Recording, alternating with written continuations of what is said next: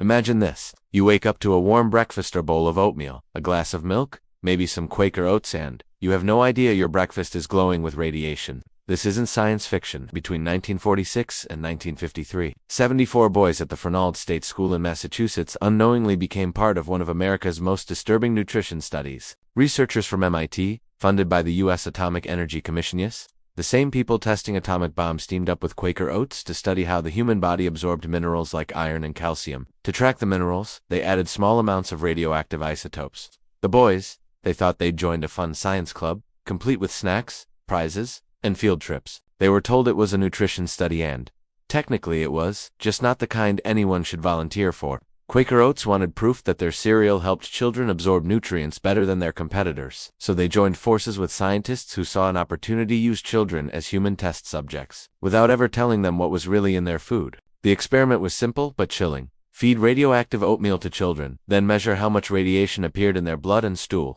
Each boy received doses equivalent to around 30 chest X-rays, not enough to kill, but enough to question every ethical line in the book. These weren't ordinary students. The Fernald State School housed boys with developmental challenges, orphans, and children from poor families. They trusted the adults who cared for them, and that trust was exploited. They were promised better food, weekend trips, even baseball games. All they had to do was eat their special oatmeal every morning. The experiment continued quietly for years. No headlines, no warnings, and no consent forms explaining what radioactive isotopes were. It wasn't until the 1990s, nearly 50 years later, that the truth came out. Declassified government files revealed the boys had been part of a secret radiation study. The revelation sparked outrage and a Senate investigation in 1994. Imagine discovering that your childhood breakfast was an atomic experiment. By then, many of the boys were grown men. Some suffered health issues they could never explain. Others simply wanted answers or an apology. Quaker Oats quietly settled with about 30 of the men for $1.85 million. MIT issued formal regrets, but no one went to jail. The case faded from the headlines.